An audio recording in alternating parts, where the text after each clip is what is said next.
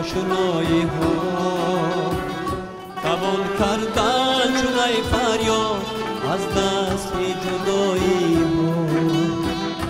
اگر این است با خوبانی عالم آشنایی ها توان کردن چونای فریاد از دست جدایی ها.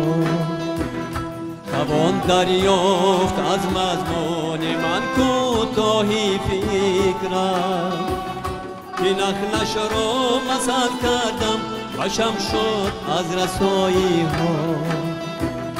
توان دریافت از مضمون من کوتاهی فکرم که نخلش را مثل کردم وشم شد از رسایی ها.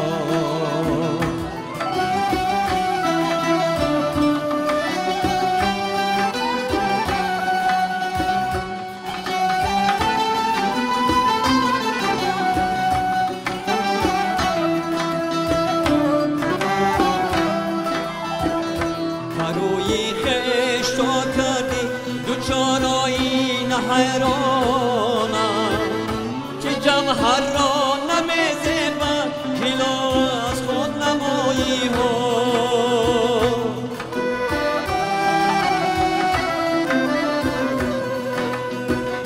بروی خویش تو کردی دوچارایی حیرانم که جوهر را نمی‌زیبد کیلو از خود نمایی ها. وفا از عمری من به وفا هرگز نمی‌سازی مگر از عمر آموزی تو رسمی به وفایی ها. وفا از عمری من به وفا هرگز نمی‌سازی مگر از عمر آموزی تو رسمی به وفایی ها.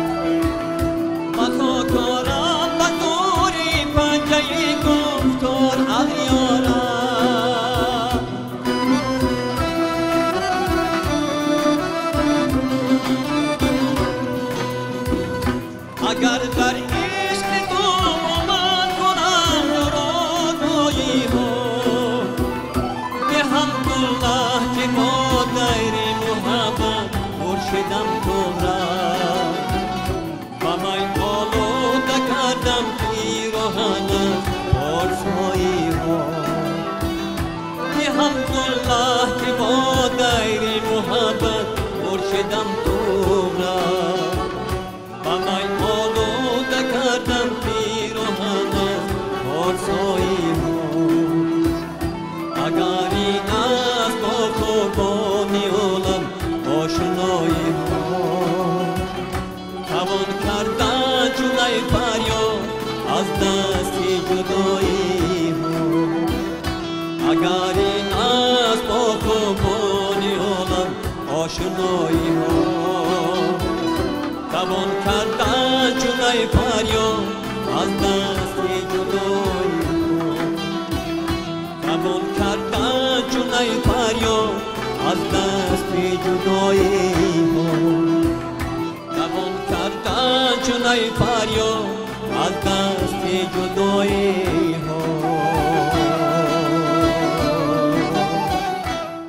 درود عرض میکنیم دوستان عزیز و ارجمند. برنامه فضا است و برنامه امروزه با یک ترانه خیلی زیبا از هنرمند محبوب شناخته کریم نظر آغاز گردید که ایشان را به برنامه امروزه با اهل گروه جادی خیر مقدم میگویم. واقعا ترانه خیلی جذاب بود. ترانه آشنایی از شاعر محبوب نقیب خان طغرل. آهنگ هم مال استاد کریم نظر است که یک شکوه و شامتی خاصه داشت، یک تنتنه خاصه داشت که از شنیدنش لذت بردیم. خسته نباشید، خوش آمدید برنامه. اگر درود دارید، پیام دارید در آغاز برنامه به بیننده، به مخلصان خویش، همین دستگاه‌های نوار برداری ما در اختیار شماست، بفرمایید. السلام علیکم تماشابینان عزیز. پرسندان امروز باز ما به دیدار شما آمدیم و ما امروز با همراهی من بسیار یک هنرمندان و شعردستان نوازندگان با آهنگای تر و تازه آمدیم که به سهم شما میرسونیم. تشکر زیاد.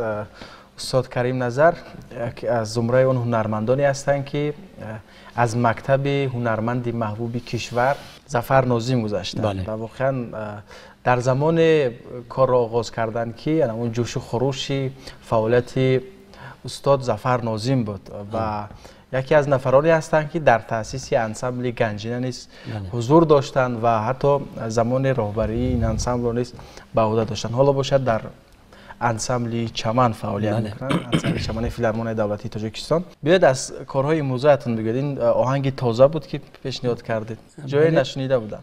بله، این آهنگ همه روزهای نزدیک من این آهنگ رو ایجاد کردم. من وقتی که کتاب نقیب خان طغرل رو ورق می زدم، همین غزل به پیشم اومد. روسیگا به من یک الهام تازه بخشید. آهنگش در کجای محفوظ بود که پیدا شد یک بار؟ بله، آهنگ این از همون الهام پیدا می شود، یا که از همون غزل، از معنی غزل این آهنگ پیدا می شود. وقتی که آهنگ رو ایجاد میکنم، اول پخته میکنم آهنگ رو. چقدر پخته میکنم؟ به خاطری که مثلا اما آهنگ رو ایجاد کردید، وقتی یک آهنگ در راه رفته ایستاده مبادا که پیدا می شود، یک آهنگ پیدا می شود، یک چیزی رو پیدا میکنید و شما فرصتی پخته کردن ندارید، به خاطری که فراموش نشود چیکار میکنید؟ راستی گپ، من یگان مرتبه در راه، ما گوییم در یگان جای یگان گلگشت من آهنگ ایجاد نکردم و به خاطر من این چیز نامده است. من همیشه در وقت خاموشی، وقتی تنهایی آهنگای خود رو ایجاد میکنم و با من یک راحت میبخشد ایجاد کردن آهنگ. این آهنگ هم در همین حالت؟ بله البته. این خیلی اوج زیبا داشت، خیلی کشش های زیبا داشت و هم آرامیشه که در همین سرود شما جو کردید واقعا هر شنونده را به وجد می آورد. البته رحمت. این از حالت خود هنرمند هم بستگی دارد که مثلا وقتی یک چیز را ایجاد میکند وابسته به روحیه، وابسته به همون وضعی که دارد آهنگ ایجاد میکنه. البته. چی وضع داشتید وقتی که همین آهنگ را ایجاد میکردید، همین سرود را؟ وقتی که این آهنگ رو من ایجاد میکردم، حالت روحیتون چگونه بود؟ همون چی گویم، سالهای گذشته، سالهای جوانی به خاطر من آمد و این سخنها که عیناً به همین دوران جوانی و با عشق و محبت نوشته شده بود. معشوقه جوانی به یاد آمد. شاید من وقتی که این غزل رو دریافتم، همون روزگاری گذشته، همون سالهای گذشته زندگانی به خاطرم آمد و این غزل خیلی تاثیرناک بود و من با یک رغبت، با یک الهام این آهنگ رو ایجاد کردم. تقریبا در چند ساعت این رو پخته کردید؟ البته چند بار تکرار کردید؟ اگر خطا نکنم، اگر ممکن که یک تو 50 مراتب من این آهنگ رو نواختم، گشته و برگشته. البته آهنگ یکی خودش تولید نمی شود. اون رو اول مثلا یک ذرهش پیدا می شود و پخته کردن در کار. البته همون مثلا همون سرشبی آهنگ وقتی پیدا می شود، او بعد میخواهید که شما نیم آوج مونید، بعد اون مثلا آوج خوب باشد، خیلی چی میگن موسیقی باشد که دلنشین باشد. گردش های زیبا داشته بله باشه. بله، از این خاطر با قولی اگر موسیقی گوییم میلیزم های موسیقی باید که در همون هر یک پرده ها میلیزم های موسیقی خوب صدا تیاد. من از این حتما استفاده میبرم و همین آهنگ رو گوییم که در حجم 3 ساعت 4 ساعت من این رو ایجاد کردم. بله. با اهل ایجادی چگونه صحبت کردید؟ آیا پیشنهاد شد وقتی که با مطربان پیشنهاد کردید آهنگ رو؟ هر روز وقتی که به کار می آیم یک بار با همکاران خود مصلحت میکنم که من میگم که من امشب من مثلا یک آهنگ ایجاد کردم و اینها با یک رغبت تام گوش میکنن و با همکاری اینها مخصوصا با راهبر موسیقی گوییم، من اینجا موسیقیچی مشتن با راهبر موسیقی سینا جان که آب و رنگ بسیار اون کسی یاردم میکنن با من، این موسیقی رو ما مثلا کارکرد میکنیم. وقتی که با آهنگ سازهای موسیقی همراه میشه بله بله بله، مثل یک دریا میشه. ببینید که من اسباب قانون است، قطره قطره وقتی که جمع میشه واقعا. یاسمن گل، من اپای شریف ما و دیگر من اینجا برادران عزیز ششتن، ما با اینها همکاری کرده مثلا موسیقی خودش چی گویم تنها اینقدر مثلا باید نمیشود، لذت بخش نیست. بله، وقتی که در آنجا مثلا نواهای دیگر همراه میشود و مثلا پردازهای موسیقی در آنجا همراه میکنید، این موسیقی بعد صدای خوب پیدا میکند، واقعا دلنشین میشه، دلچسب میشه. سلامت باشید. خب شما گفتید هر وقتی که آهنگ ایجاد میکنید مثلا چیزی پیش نظرتون میاد، در تصورتون، در خیالتون، شاید یک منظره باشد، شاید مثلا یک خاطره شیرین باشد، یک خاطره تلخ باشد. البته همون خاطره باید تاثیر میگذارد روی آهنگ. من فکر میکنم که هر یک هنرمند باید همین خیل باشد. انا در لحظه ای که ایجاد میکنید شما الکی از خود بیرون میروید. بله. شما الکی در یک مثلا یک گردشی زندگی، در یک لحظه های پست و بلندی زندگی، این چیزها رو مثلا با همون هر یک چی گویم مصرع های غزل شما اون رو چی میگم مقایسه میکنید. بله. این لحظه ها بعد آهنگم خوب میبره. وقتی که تولید شد یک آهنگ، بله. وقتی که شما احساس کردید که این آهنگ پوره شد، اون وقت چه احساس شما رو فرا میگیره؟ من رو سیگه همه حسیات رو شما بتوانید بگید چگونه احساس دارید؟ من اول با وجد میام خرسند میشم که من همین روز یک کاری کرده توانستم. بله.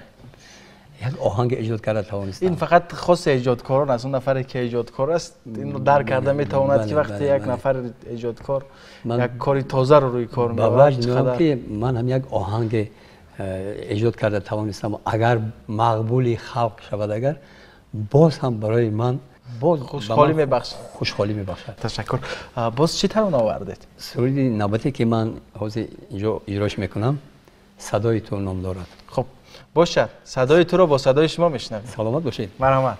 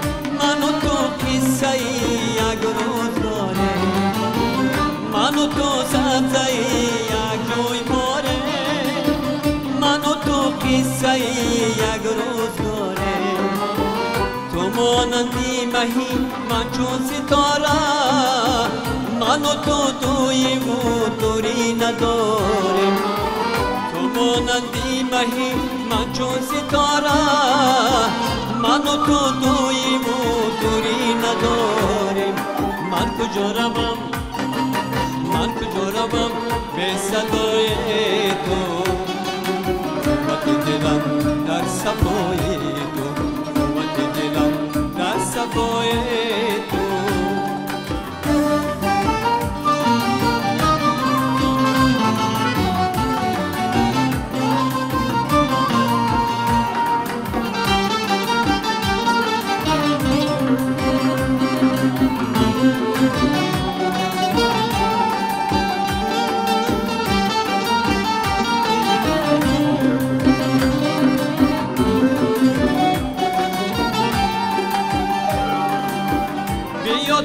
کاکلانت را شمارم جهان را با تو گیرم در کنارم بیا تا کاکلانت را شمارم جهان را با تو گیرم در کنارم تو با سنگین دلی ای کاش و صد کاش شود سنگین دلم سنگین مزارم تو با سنگین دلی ای کاش و صد کاش شود سنگین دلم سنگین مزارم من کجا روم من کجا روم به صدای تو قوت دلم در صفای تو قوت دلم در صفای تو من کجا روم من کجا روم به صدای تو قوت دلم در صفای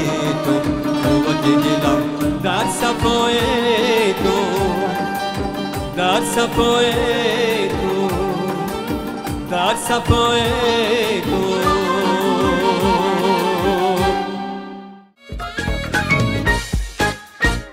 خسته نباشید. ترانه زیبا بود. سلامت باشید. بیاید از تجربه هایتون با از انسمبل گنجینه بگید، چون در زمان کار کردید که استاد ظفر ناظم انسمبل گنجینه رو تأسیس دادن و اونجا هنرمندان جوان خیلی زیاد جمع آمده بودن. بله، که امروز واقعا هر یکی آنها صاحب مکتب هستند. آنهایی که آن زمان در انسمبل گنجینه کار میکردن در علایدگی همه آنها صاحب مکتب شدن، یک رویه خاص خود رو پیدا کردن. بله البته. خب چی تاثیر گذاشت به شما همون سالها فعالیت با استاد ظفر ناظم؟ برای رشد شما چی تاثیر گذاشت؟ البته وقتی که به صحنه به هنری کسبی میگذارید، در روی صحنه کسبی، اونجا صحنه کسبی تماما دیگر است. بله. در اونجا باید که حرکت های صحنه خوب داشتن در کار است. دیگر از اینکه باید همیشه باید در پی ایجادیات بودن لازم است. و خوب که شما خیلی که معرفی کردید، ما بار اول در انسمبل گنجینه من به کار آمده بودم. اونجا ما بسیارتر پرسجوی و کافتوکاوی چی گویم همین ادبیات شفاهی، هنرهای مردمی رو ما بسیارتر مثلا میگفتیم و به نزد خلق میرفتیم، به نزد همان مردم میرفتیم که از اونها یک چیز آموزیم. اون چیزایی که مثلا الکه از بین خلق رفته است و به فراموشی میرود، ما همونا رو گرفته کار کردیم با راهبری استاد ظفر ناظم البته در اینجا و این سرود ها رو برای صحنه آوردیم. و در اون دوره ها ما بگیم که در تمام حدود جمهوری، ناحیه هایی که در حدود جمهوری ما در تمام همین ناحیه ها سفر هنری کردیم. خود شما اصلا به کجا سفر کرده بودید برای جمع‌آوری فولکلور؟ کجا فرستادن شما؟ اکنون اینجا با کی بودید؟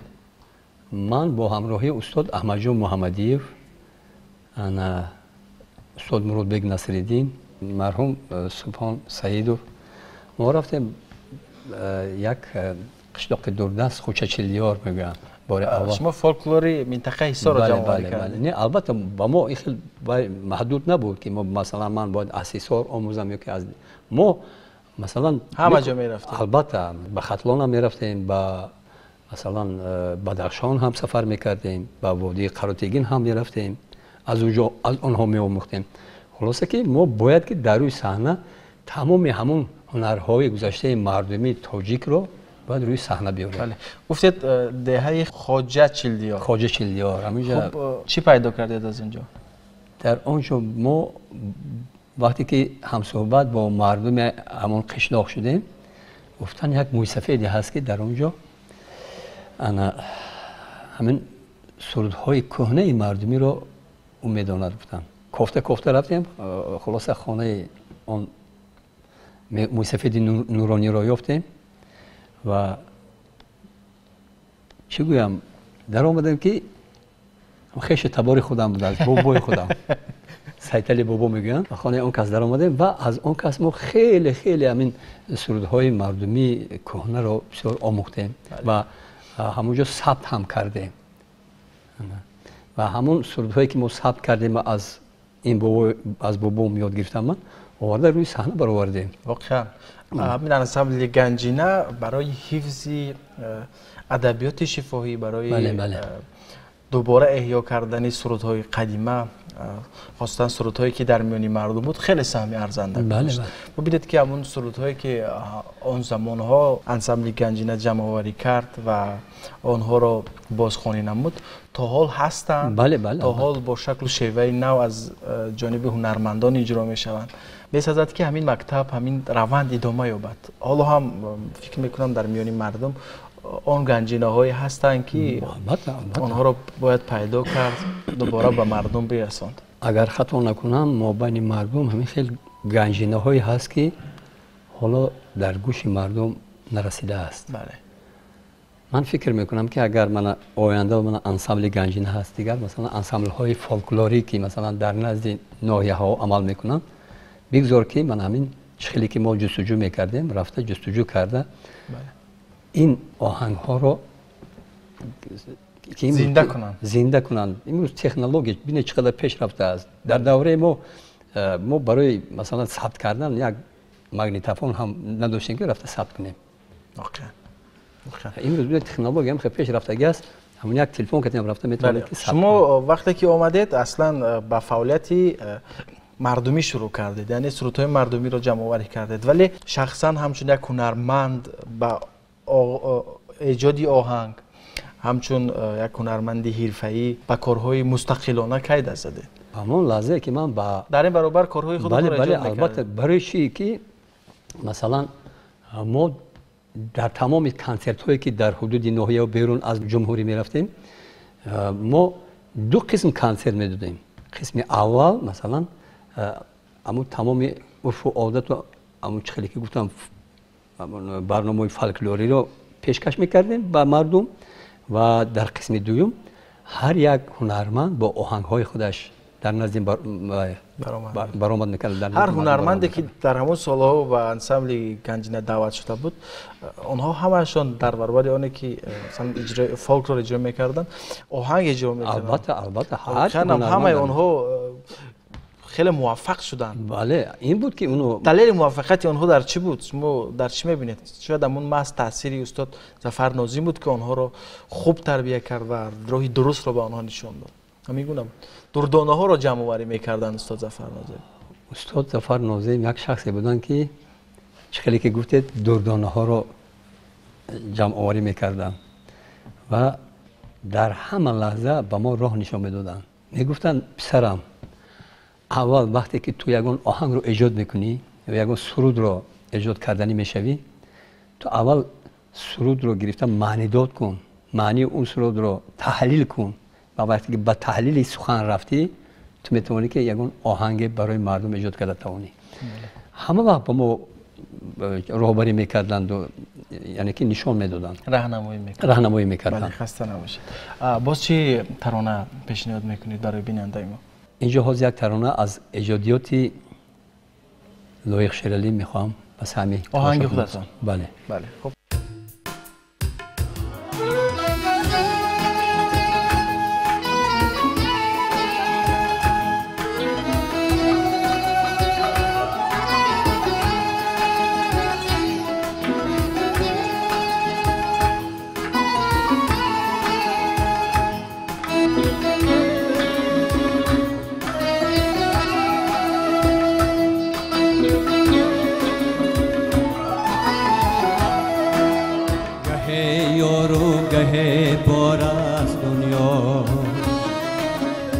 گه تار و گه دار است دنیا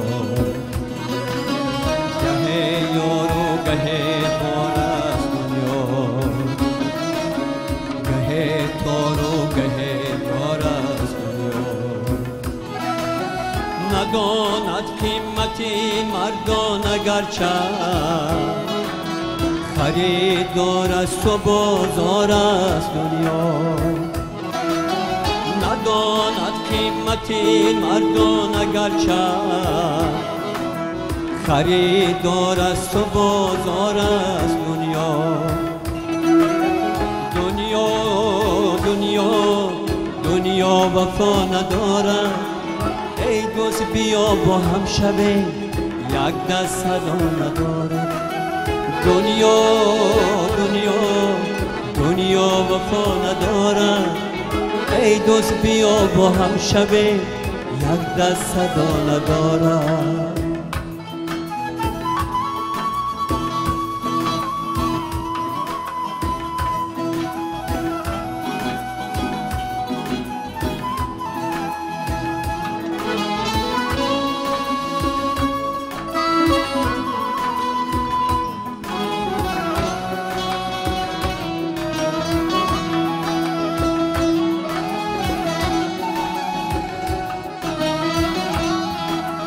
بسا فرسوده میرد حیف یادم بسا آلوده میرد حیف یادم بسا فرسوده میرد حیف یادم بسا آلوده میرد حیف یادم بجوید قند و بیچاره خورد فر بسا بیهوده میرد حیف یادم بجوید قند و بیچاره خورد فر بسا بیهوده میرد حیف یادم دنیا دنیا دنیا وفا ندارد ای دوست بیا با هم شویم یک دست صدا ندارد دنیا دنیا دنیا وفا ندارد ای دوست بیا با هم شویم یک دست صدا ندارد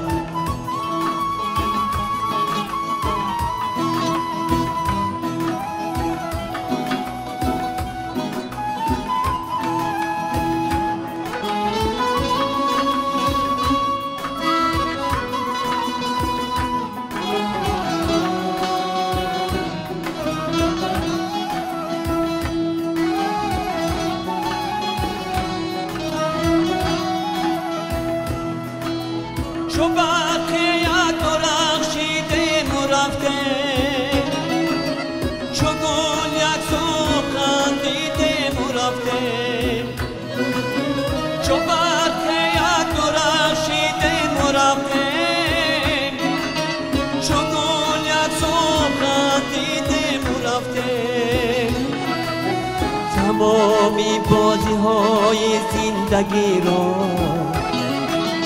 با چشم خویشتن دیدیم و رفتیم تمامی بازی های زندگی را با چشم خویشتن دیدیم و رفتیم دنیا دنیا دنیا وفا ندارد ای دوست بیا با هم شویم یک دست صدا ندارد دنیا دنیا دنیا وفا ندارد ای دوست بیا با هم شویم یک دست صدا ندارد ای دوست بیا با هم شویم یک دست صدا ندارد ای دوست بیا با هم شویم یک دست صدا ندارد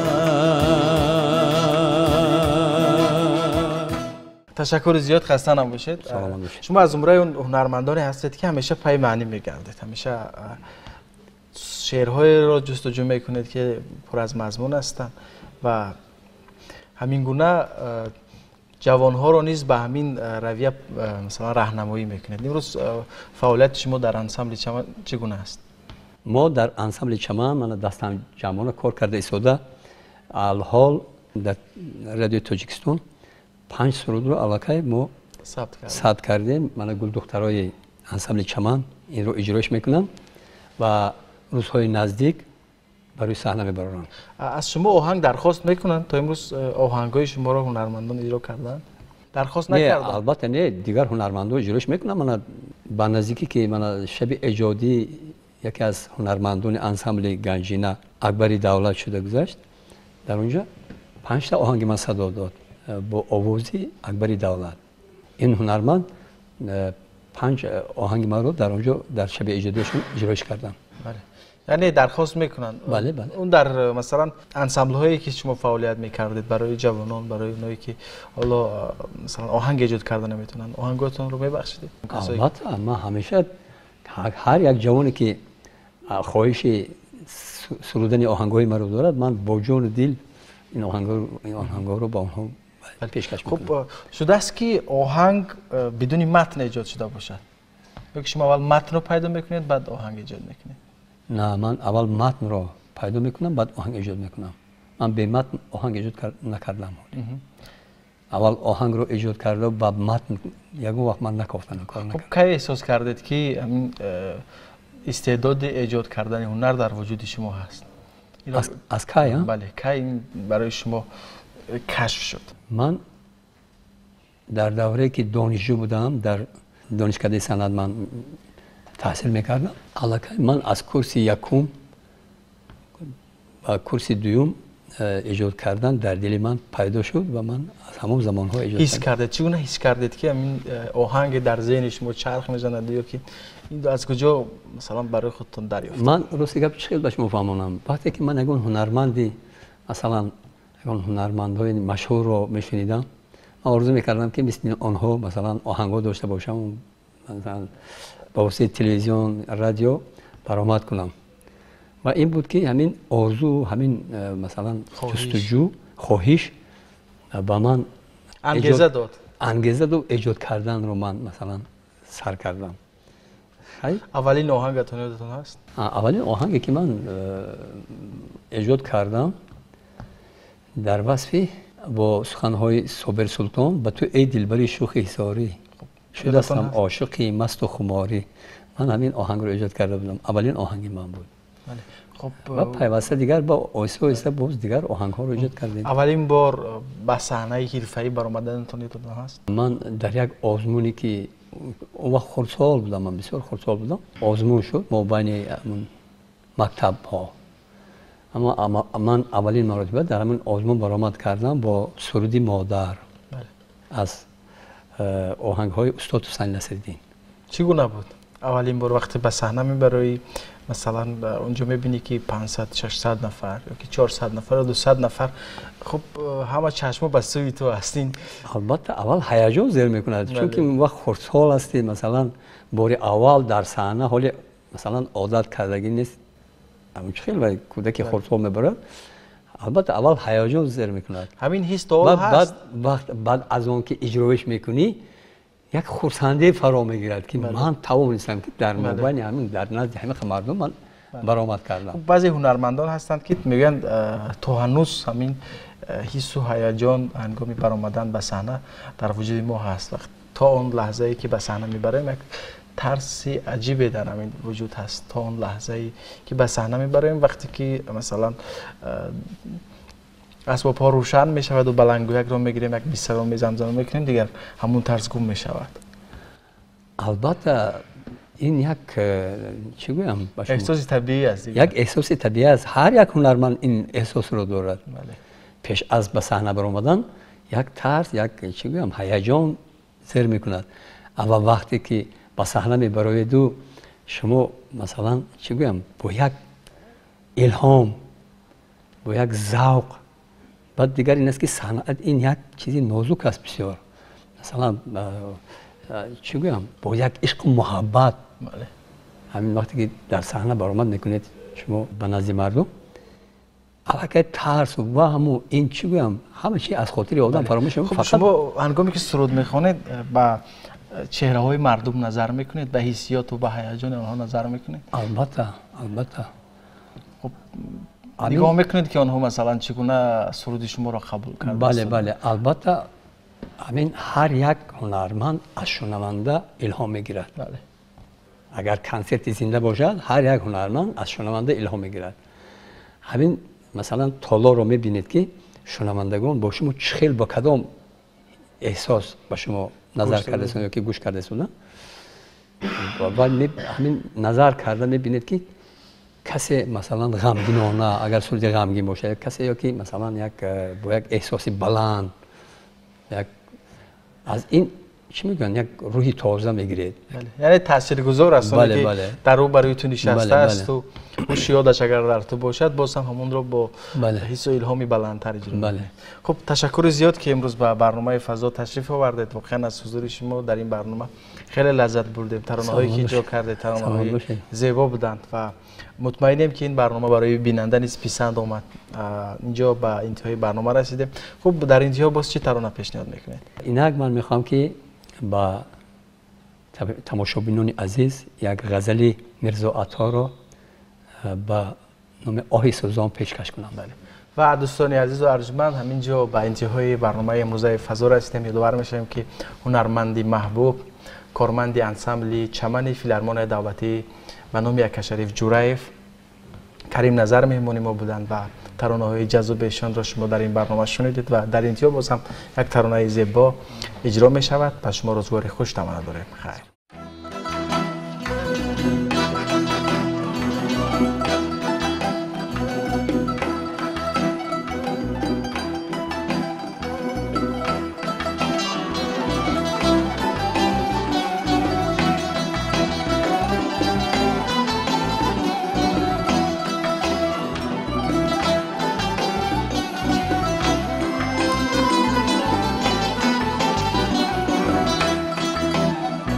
تا چند کنم ز خلق پنهان اشکی روحی زرد و آهی سوزان تا چند کنم ز خلق پنهان اشکی روحی زرد و آهی سوزان و شوخی ردم به عشق بردن فریاد دست خوب رویان و شوخی ردم به عشق بردن فریاد دست خوب رویان فریاد دست خوب رویان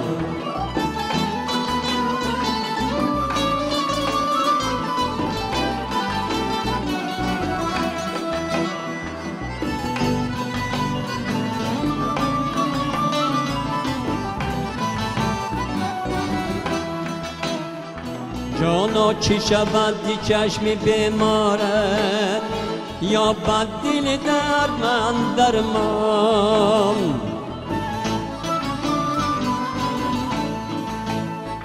جانا چی شود دی چشمی بیمارد یا بد دل درد من درمان بلعنی تو جانی ناتمام آمد افتاده چو قالب است بی جان بلعنی تو جانی ناتوان آمد افتاده چو قالب است بی جان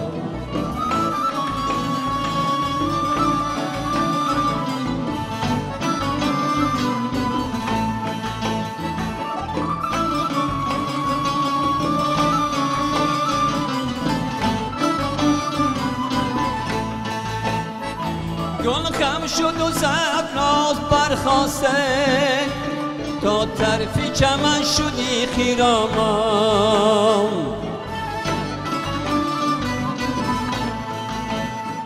گل خم شد و سبناز برخاسته تا طرفی چمن شدی خیرامان بی قدر و خد چی کار آیدد سیری گل و سروی باغ و بوستان بی قدر و خد چی کار آیدد سیری گل و سروی باغ و بوستان تا چند کنم ز خلق پنهان اشکی رخ زرد و آهی سوزان تا چند کنم ز خلق پنهانک اشکی رخ زرد و آهی سوزان و شاخی ردم به عشق و بردم فریاد دست خوب رویان و شاخی ردم به عشق و بردم فریاد دست خوب رویان فریاد دست خوب رویان فریاد دست خوب رویانک فریاد دست خوب رویان